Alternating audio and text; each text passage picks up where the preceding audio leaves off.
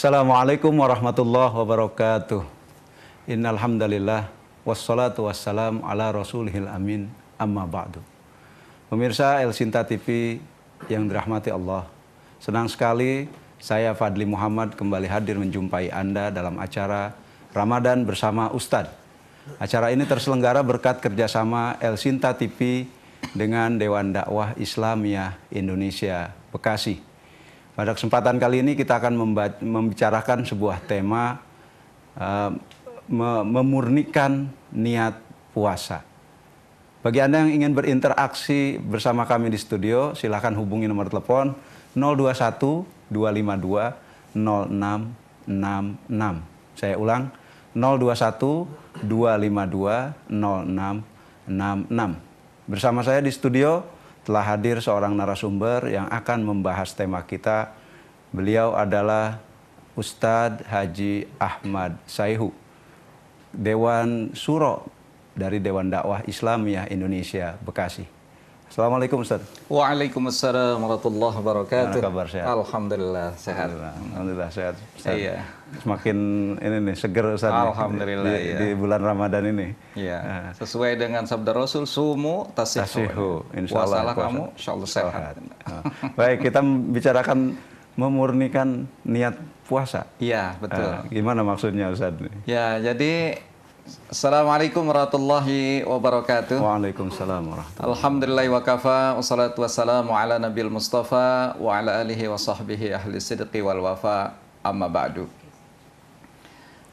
Pemirsa El Sinta TV yang dirahmati Allah Subhanahu wa taala, kita sering melihat sebuah fenomena bahwa ada orang yang mengerjakan sebuah ibadah tetapi tidak sampai pada tujuannya. Ya. Seperti halnya kita ketahui setiap ibadah yang diwajibkan oleh Allah pasti ada tujuan yang diinginkan. Betul. Allah memerintahkan pada kita sholat agar supaya inna sholata tanha anil fahsya'i wal munkar. Sholat itu harusnya mampu mencegah perbuatan keji dan mungkar. Begitu juga dengan saum. Ya. Allah Subhanahu wa taala telah menegaskan pada kita yang ayatnya sedemikian akrab dan kita hafal bersama. Ya ayyuhalladzina amanu kutiba alaikumus siyamu kama kutiba alal ladzina min qablikum la'allakum tattaqun. Wahai orang-orang yang beriman, diwajibkan atas kalian berpuasa sebagaimana diwajibkan atas orang-orang sebelum kamu, la'allakum tattaqun. Mudah-mudahan kamu menjadi takwa. Ya. Nah, ini tujuannya adalah ketakwaan. Ya, tujuan takwa. Tapi kerap kali tujuan ini nggak tercapai. Nah, ini yang perlu kita introspeksi. Apa sih faktor-faktor penyebabnya sehingga kok tujuan dari yang diinginkan oleh Allah Subhanahu wa taala ini nggak tercapai? Pasti ada resepnya, Ustaz. Iya. Kira-kira apa resepnya, Ustaz? Nah, kalau kita melihat pada sabda Rasulullah sallallahu alaihi wasallam di mana beliau mengingatkan pada kita sebuah bahwasanya man shoma ramadhana imanan wahtisaban ghufira lahu ma taqaddama min dzambi. Barang siapa berpuasa di bulan Ramadan yang diiringi dengan tadi keimanan dan mengharap ampunan Allah Subhanahu wa taala, maka dia akan diampuni dosa-dosanya yang telah lalu. Nah, oleh karena itu inilah yang harus kita jaga, barangkali diantaranya adalah menjaga niat ikhlas karena Allah Subhanahu wa taala dalam berpuasa itu. Nah, tidak ada niat kepada yang lain, ya Ustaz? Iya, betul. Nah, yang namanya niat tentu saja dia qasdu syai' muqtarinun bi fi'lihi, menyengaja melakukan sesuatu diiringi dengan tindakan. Perbuatan. Ya, kita niat akan berpuasa, ditindaklanjuti dengan berpuasa, Jadi bukan hanya sekedar sesuatu niat saja, saya udah niat puasa kok gitu. Tapi paginya nggak puasa. Itu masalah. Jadi itu baru angan-angan, cita-cita. Beda lagi ini. Iya, beda. Tapi al-qasdu kalau niat itu memang ada kehendak. Ada keinginan, al-iradatu ada keinginan. Nah, jadi ini yang harus kita jaga dan kita kawal betul. Niat kita ini harus karena Allah Subhanahu wa taala. Iman dan wahtisaban. Jangan karena sesuatu yang lain. Kenapa kemudian ini diperlukan adanya niat? Karena dalam melakukan ini kadang-kadang kita kan banyak. Ini kita melakukan puasa nih niatnya betul-betul puasa Ramadan atau puasa sunnah. Iya. Atau mungkin ada adat kebiasaan aja gitu. Atau bisa jadi tadi ini niat puasa atau hanya diet. Iya. Betul. Jadi, nah ini yang harus kita betul-betul jaga bersama. Kalau niatnya tadi lillahi ta'ala, ya tadi harus sesuai juga, sesuai dengan arahan, tuntunan, petunjuk Rasulullah Sallallahu Alaihi Wasallam. Nah, niat, kira-kira niat, ini. bicara niat ini kan cukup ini juga, Ustaz. Iya. Ya tadi dikatakan saya udah niat kok, tapi saya lupa bangun sahur.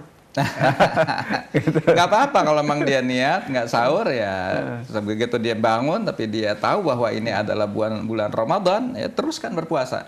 Kalau dia yang konsisten, komitmen pada niatnya, mungkin dia terus lanjutkan puasa. Tapi Itulah kemudian makanya dia jadi alasan untuk tidak berpuasa besoknya. Nggak bisa, jadi jangan seperti itu. Itulah sebabnya maka ya kita kemudian meniatkan sengaja di waktu malamnya itu untuk besok kita berpuasa. Ya dalam rangka menjaga itu. Jadi begitu kita memang ternyata bangun kesiangan, ya teruskan aja. Kita udah niat kok, niat besok akan berpuasa. Betul, itu. Betul. Selain niat apa nih untuk memurnikan puasa kita ini? Jadi niat ini sekali lagi saya ingin memberikan sebuah penegasan akan suatu hal pentingnya niat. Iya. Kenapa? Karena dari niat ini emang betul-betul Allah Subhanahu wa taala menegaskan kepada kita bahwasanya setiap amal ini memang harus dilandasi dengan niat. Ya, dalam Al-Qur'an Allah Subhanahu wa taala menyebutkan wa ma umiru illa liya'budullaha mukhlishina lahuddin. Tidaklah diperintahkan padamu kecuali untuk memurnikan niat semata-mata karena Allah Subhanahu wa taala semata. Dan kemudian di dalam hadis riwayat Bukhari Muslim juga disebutkan bahwasanya innamal a'malu binniyat wa innama likulli imri'in ma nawa. Segala sesuatu amal ibadah inilah tergantung dari apa yang dia niatkan. Nah, oleh karena itulah ini penting sekali karena ini akan nanti menghasilkan seberapa jauh hasil dari satu ibadah yang kita lakukan, dalam hal ini puasa Ramadan. Nah, saya kira ini yang harus dijaga sebagai satu bahan untuk introspeksi kita. Mudah-mudahan hasil ibadah Ramadan akan bisa kita raih dan kita dapatkan ketakwaan. Baik Ustadz, kita istirahat sejenak Ustadz. Ya, makin menarik pembahasan kita. Pemirsa, nantikan Ramadan bersama Ustadz setelah yang berikut ini.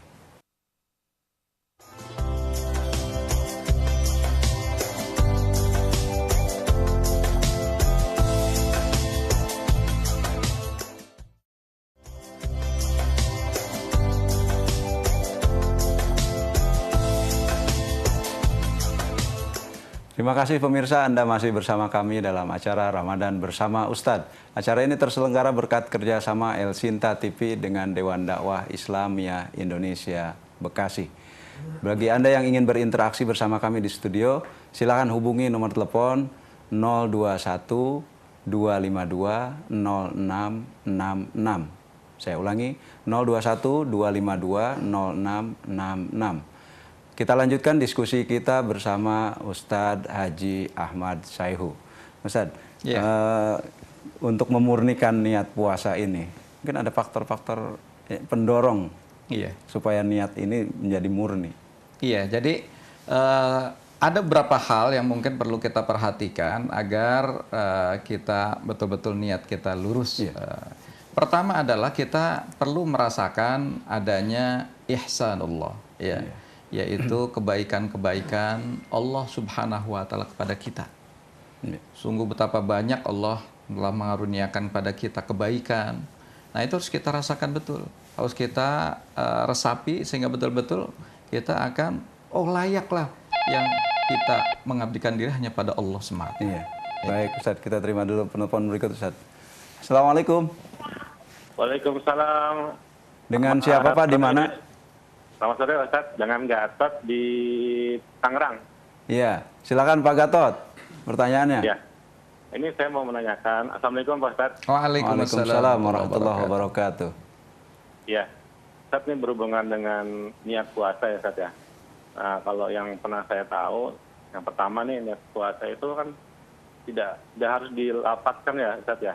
Cukup di dalam hati saja kalau kita ingin niat puasa. Iya. Apakah itu sudah bisa menjadi suatu awalan untuk berpuasa?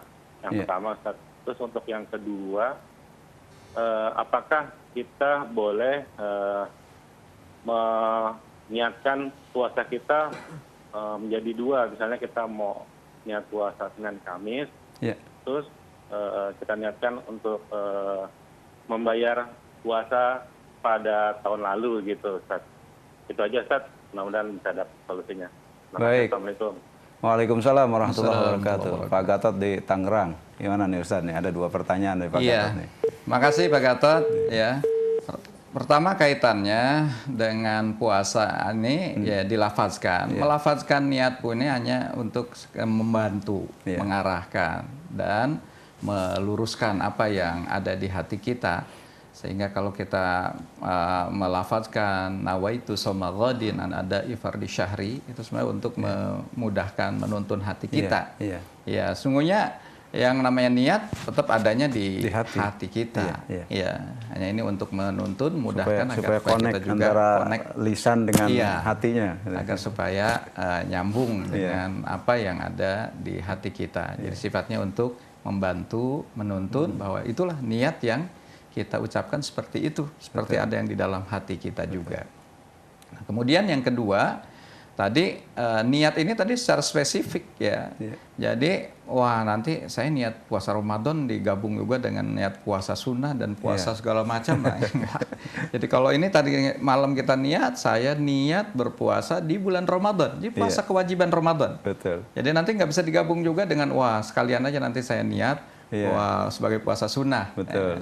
Cukup puasa Ramadan karena kewajiban yang tiba pada saat sekarang ini adalah kewajiban Iya. puasa Ramadan. Nah, jadi itu puasa dengan niatan yang lebih spesifik. Iya. Jadi tidak digabung-gabung dengan niat-niat yang lainnya. Iya. Ya. Tapi kalau tadi Pak Gatot pertanyaan kedua kayaknya lebih ke dia mau melaksanakan puasa, Iya. tapi niatnya selain puasa sunnah Senin Kemis, dia sekalian mau bayar hutang di Ramadan tahun lalu. Itu. Ya niatkan aja, niatkan untuk membayar hutang kalau memang Bayar itu, hutang ya bayar insya hutang Allah. aja mungkin Ya, gitu, kalau Ustaz, di ya? hari Kamis dapat pahala Kamis juga gitu Iya, kan. iya. Nggak bisa digabung Ustaz ya. Iya, kalau digabung-gabung semua persoalan jadi ringkes itu. Cuma satu hari jadinya. Baik, kita terima penelpon berikut. Assalamualaikum. Ya, Dengan siapa Ibu? Halo. Halo. ya, Ya, Assalamualaikum. selamat puasa. Dengan siapa Ibu? Ini dari kita ada nonton, jadi cuma ucapan selamat puasa. Ucapan aja. Ya, terima kasih. Itu saja, nggak ada pertanyaan Bu. Iya. Halo, ya terima kasih Bu. Baik, kita lanjutkan diskusi Iya. kita Ustaz. Baik, tadi saya ungkapkan ada 2 faktor sebenarnya yang bisa menjaga agar supaya niat kita tetap lurus ya. Iya. Yang pertama adalah menghadirkan kebaikan-kebaikan Allah, ihsanullah. Betapa Iya. banyak Allah memberikan kebaikan pada kita. Dan inilah yang di dalam Al-Quran juga sering Allah ingatkan kepada Bani Israel misalnya ya. Ya Bani Israel azkuru ni'mati allati an'amtu alaikum. Wahai Bani Israel, ingatlah nikmat-nikmat apa yang telah aku anugerahkan kepadamu. Iya. Nah ini, dan kenapa? Karena kita kalau mengingat nikmat-nikmat itu, layak untuk kita ini mengabdikan diri hanya kepada Allah, tidak kepada selainnya. Nah itu akan terjaga dari situ. Di dalam ayat banyak juga Allah Subhanahu wa Ta'ala tegaskan pada kita misalnya. Baik, kita terima dulu penelpon berikut Ustaz. Assalamualaikum. Waalaikumsalam. Dengan siapa Ibu? Di mana? Dengan Bapak Salim di Tuban. Ya. Dengan Ibu siapa? Bapak Salim di Tuban. Bapak Salim. Ya, silakan pertanyaannya. Ya, silakan Pak Salim di Tuban. Dari Jawa Tengah ini. Silakan Pak Salim. Halo.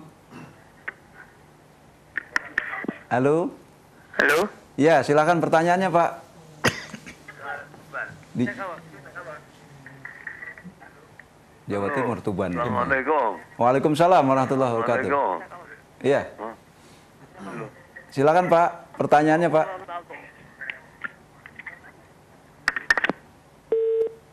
Sayang sekali nih pemirsa kita dari Jawa Timur ini. Aduh.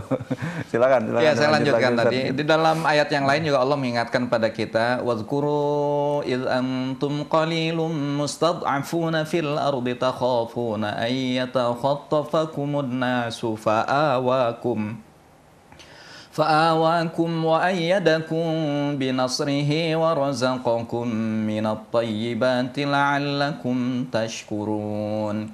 Nah, dan ingatlah ketika kamu dahulu masih dalam keadaan lemah gitu ya. Kemudian Allah berikan dukungan, Allah bantu, dan Allah berikan rezeki yang baik. Ya. Itu Allah dukung sampai kemudian orang itu bisa lebih ajeg, ya, lebih merasakan kemapanan. Nah, tujuannya tidak ada lain, kata Allah, la'allakum tashkurun. Mudah-mudahan kamu bersyukur gitu. Nah, jadi ini menghadirkan ihsanullah, kebaikan-kebaikan Allah Subhanahu wa taala akan membuat diri kita bersyukur. Dan syukuran itulah yang akhirnya diimplementasikan ketika kita mengabdikan sesuatu, ketika kita beramal mengerjakan sesuatu. Ini ya kita harus jaga, harus karena Allah Subhanahu wa taala semata. Nah, itu. Jadi ini yang pertama ya. Luar biasa ininya Ustaz ya. Kalau memang kita betul-betul ikhlas niatnya, ya Allah juga akan memberikan balasan seperti itu. Iya. Nah, kalau kita melihat masa-masa lalu kita, ternyata masa lalu kita ini dibanding dengan sekarang kan, waduh, betapa banyak nikmat-nikmat yang sudah Allah berikan. Kadang ketika nikmat itu datang pada kita tidak pernah sadar. Iya, itu masalahnya. Makanya ini harus bangkitkan kembali, jadi tumbuh. Ini yang pertama. Yang kedua, kita harus juga bisa menghadirkan adanya muraqabatullah, pengawasan Allah Subhanahu wa taala kepada kita.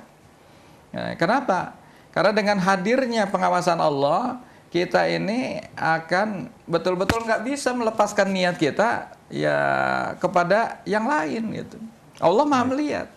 Tidak ada yang lepas dari pengawasan Allah Subhanahu wa taala. Allah mengingatkan dalam surah Al-Mumtahanah ayat 4, "Ma yakunu min najwa thalathatin illa huwa rabi'uhum. Ya, wala khamsatin illa huwa sadisuhum. Wala adna min dzalika wala aktsara min dzalika illa huwa ma'ahum aina makan." Enggak ada orang bertiga saja ya melakukan pembicaraan rahasia melainkan Allah yang keempat. Atau berlima ya akan membuat makar, Allah yang keenam. Atau berdua saja lebih sedikit dari itu, ya Allah yang ketiganya. Begitu juga lebih banyak lagi 1000 orang, Allah yang ke-1001. Nah, jadi nggak ada yang bisa lepas dari pengawasan Allah Subhanahu wa taala. Nah, kalau kita mampu menghadirkan adanya pengawasan Allah Subhanahu wa taala, muraqabatullah yang seperti ini, maka kita tentu akan terus menjaga setiap apa yang kita lakukan ini dilandasi dengan lillahi ta'ala. Harus karena Allah Subhanahu wa ta'ala. Nah, itu ketika ada pengawasan, kita nggak bisa lepas itu. Nah, jadi inilah pentingnya kalau ihsanullah dan muraqabatullah kita mampu hadirkan, insya Allah niat kita ya akan lurus lillahi ta'ala semata, tidak karena sesuatu yang lain, bukan karena jabatan, bukan karena orang lain, bukan karena tetangga, bukan karena suami atau istri. Itu. Ya mungkin ada juga begini Ustaz, ketika kita sudah niat melaksanakan puasa Ramadan, tapi kemudian di tempat pekerjaan karena harus menghargai tamu dari jauh, misalkan klien di bisnisnya ini, si tamu ini tidak berpuasa, dia ikut membatalkan diri, gimana nih? Ya, kalau memang puasa sunnah sih nggak masalah. Tidak ada masalah. Tapi kalau ini puasa wajib, ya katakan aja bahwa saya sedang melakukan puasa. Kembali kepada tujuan akhir puasa ya. Iya. Karena nanti implementasi dari niat ini akan ada implementasi di lapangannya pada saat kita berpuasa, pertama tadi kita akan niat kita adalah karena mengharap ampunan Allah, Iya. karena keimanan kita pada Allah. Betul. Nah, nanti yang kedua adalah saat kita menjalankan ibadah puasanya itu, insya Allah kita akan bisa menjaga lisan kita. Iya. Ya, dari hal-hal yang mengurangi pahala puasa. Iya. Misalnya kita berpuasa tapi kita melakukan ghibah, kita puasa, kita memfitnah orang, Iya. kita puasa masih menggosipkan orang. Nah, ini kan mengurangi apa namanya pahala puasa. Baik, kita terima penelpon Iya. berikut, Ustaz. Assalamualaikum. Allahu Akbar. Ini pemirsa kita cukup ini nih, hari ini cukup jauh. Tadi ibu dari Papua terputus. Kemudian bapak dari Tuban, Pak Salim, terputus juga. Ini pemirsa mohon maaf ini karena jaringan telepon kita hanya satu line, satu jaringan. Kemudian pemirsa yang menelpon ke kami juga cukup banyak. Akhirnya ketika tersambung, diangkat telepon, terputus. Jadi mohon maaf, jadi bersabar, terus berusaha. Ya. Luruskan niat, murnikan niat Anda untuk bergabung bersama kami di studio. Kita lanjut, Ustaz. Iya. Berkaitan dengan ini, Ustaz. Ya ada kalanya ketika kita ya niat itu berubah seketika. Berubah seketika, maksudnya tadinya kita sudah betul-betul ini, tapi kemudian ada satu kejadian yang cukup memberatkan dia. Iya. Sehingga dia nyaris putus asa gitu. Berubahlah niat dia. Ini seperti apa ya harusnya dia yang dia lakukan? Artinya sangat mungkin dalam proses menjalankan ibadah ternyata ada godaan, cobaan. Nah, maka itu misalnya begini, kita sholat, misalnya sholatnya 5 menit. Iya. Awalnya kita menjaga betul niat ini lillahi ta'ala. Betul. Ya. Tapi belakangan misalnya, waduh tadi sholat ada yang mau ngasih hadiah ke saya kalau sholatnya ikhlas, nanti akan dapat hadiah. Baik. Ternyata kemudian yang dia inginkan, wah saya pasti dapat hadiah nih, Betul. niatnya udah ikhlas. Nah itu godaan-godaan. Iya. Nah makanya dalam kaitan ini kita harus terus menjaga, menghadirkan niat ikhlas ini pada selama kita melaksanakan ibadah. Iya. Kalau sholat aja 5 menit betapa beratnya menjaga kelurusan niat. Iya. Ini apalagi puasa. Betul. Puasanya sepanjang hari. Nah, makanya tadi kita akan implementasikan kalau niat kita ini lurus karena Allah, maka akan terjaga lisan kita. Oh, saat kita ngobrol ini nggak boleh. Baik, kita terima. Mudah-mudahan nyambung kali ini, Ustaz. Assalamualaikum. Waalaikumsalam Pak Ustadz. Dari mana Ibu? Dengan siapa? Dari Indah di Tangerang Pak Ustadz. Iya, silakan pertanyaannya dengan Ustadz.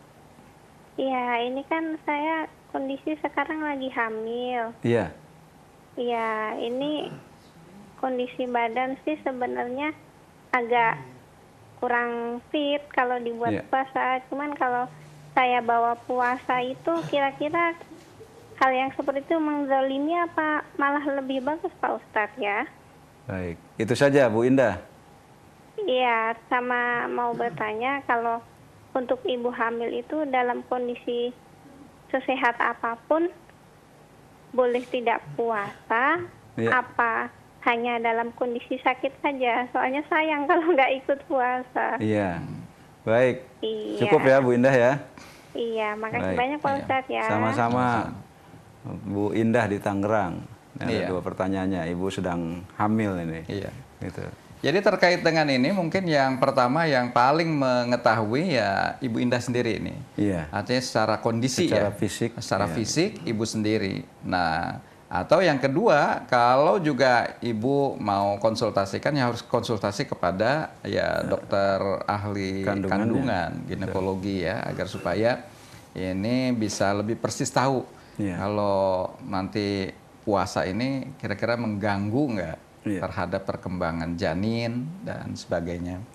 Nah, pada prinsipnya ketika dalam kondisi yang seperti ini memang Allah Subhanahu wa taala memberikan keringanan dan rukhsah ya bahwasanya ketika kita sakit atau dalam perjalanan boleh kita tidak berpuasa. Nah, termasuk diantaranya dalam kondisi hamil karena ini dalam kondisi Janin. yang memang harus menjaga kesehatan diri ibunya maupun janinnya. Iya.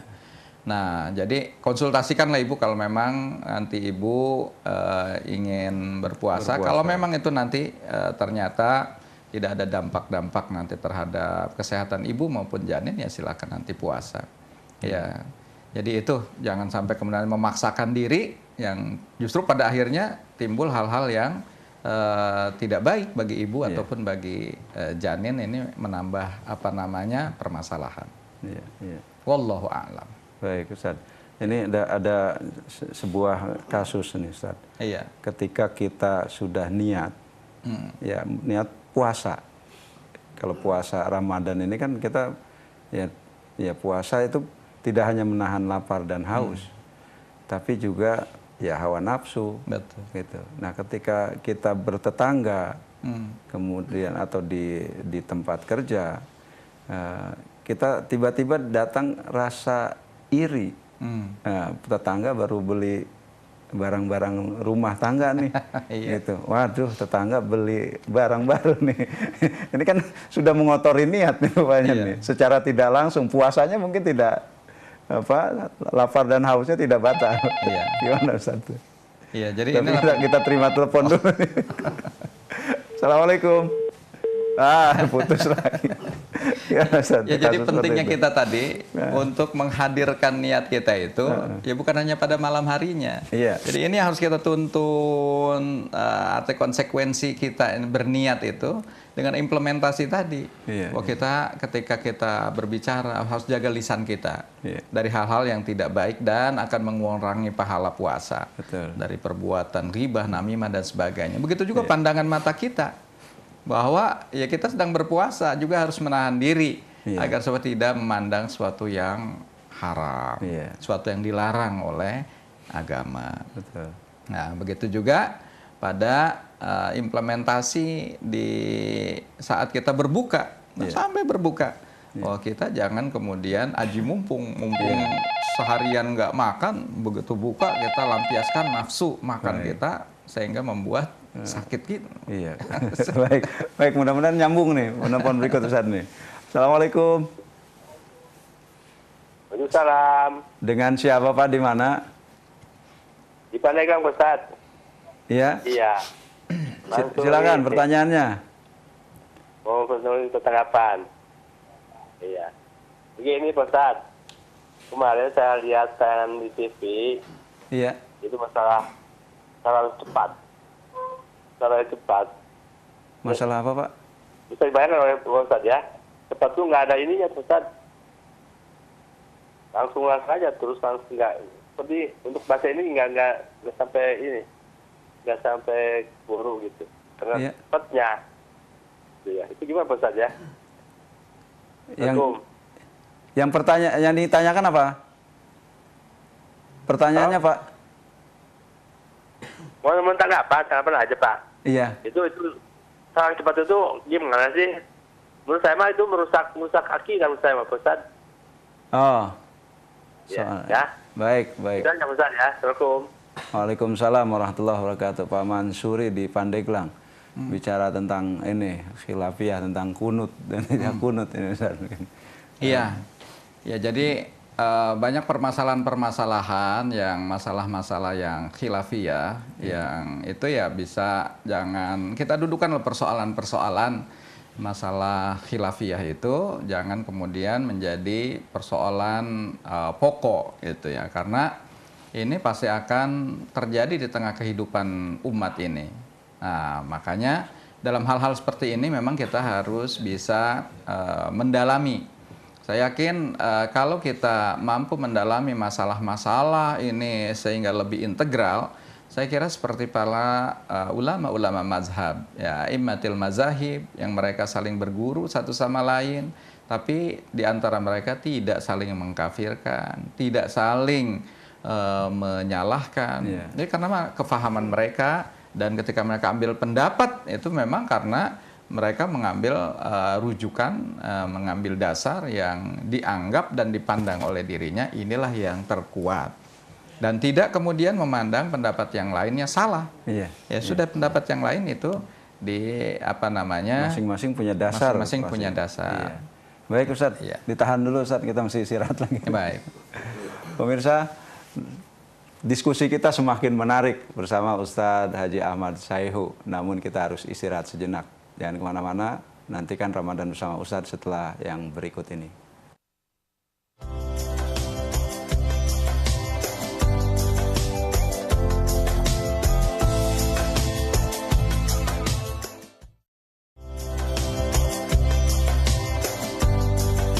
Terima kasih pemirsa, Anda masih bersama kami dalam acara Ramadan bersama Ustadz. Acara ini terselenggara berkat kerjasama El Sinta TV dengan Dewan Dakwah Islamiyah Indonesia Bekasi.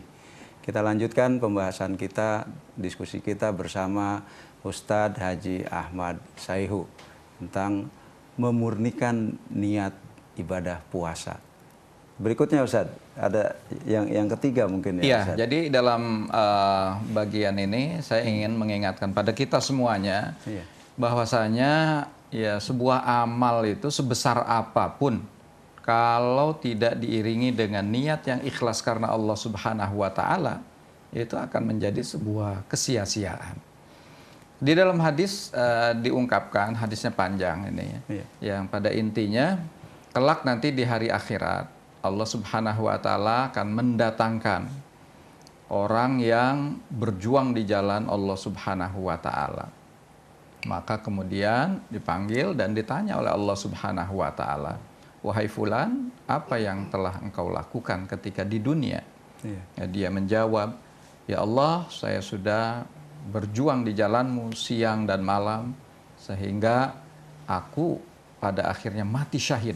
Coba bayangkan, mati syahid dan kematian yang luar biasa.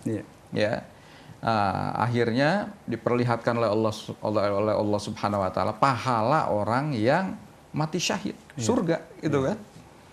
Namun demikian sebelum dia memasukinya, Allah mengingatkan, tapi kamu melakukan dalam perjuangan itu bukan karena aku. Ya, saya didustakan, kadzabta. Engkau dusta. Kau melakukan ini justru karena engkau ingin dianggap oleh orang-orang bahwa engkaulah seorang hero, seorang pahlawan. Nah, jadi akhirnya bukannya surga yang didapatkan, tapi dimasukkanlah ke neraka. Nah, dipanggil lagi orang yang berikutnya, yaitu orang yang menginfakkan hartanya di jalan Allah Subhanahu wa taala. Ketika ditanya kepadanya, "Wahai fulan, apa yang engkau lakukan di dunia?" Maka katanya, "Ya Allah, saya sudah infakkan hartaku di jalanmu, sehingga sedemikian banyak hartaku yang sudah habis untuk tegaknya jalan engkau." Lalu diperlihatkanlah oleh Allah Subhanahu wa taala balasannya akan didapatkannya orang yang pahala orang berinfak. Ya, tapi sebelum masukinya Allah mengingatkan, kadzabta, tapi engkau melakukan ini, engkau dusta, engkau melakukan ini bukan karena aku, kata Allah, tetapi agar supaya engkau dianggap oleh orang lain sebagai orang yang dermawan. Ya. Akhirnya dia dimasukkannya ke dalam neraka, enggak ke dalam surga.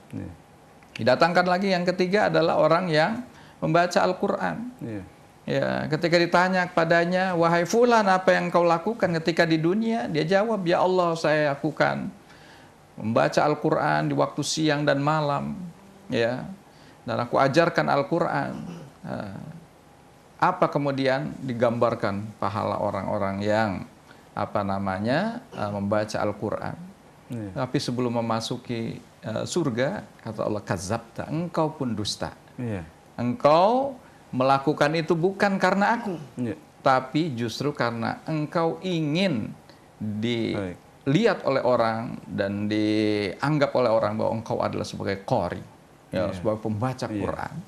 Nah, jadi 3 amalan tadi adalah amalan-amalan yang besar. Pertama, dia mati syahid, orang yang sedemikian berinfak di jalan Allah. Yang ketiga adalah orang yang terus-menerus berinteraksi dengan Al-Quran.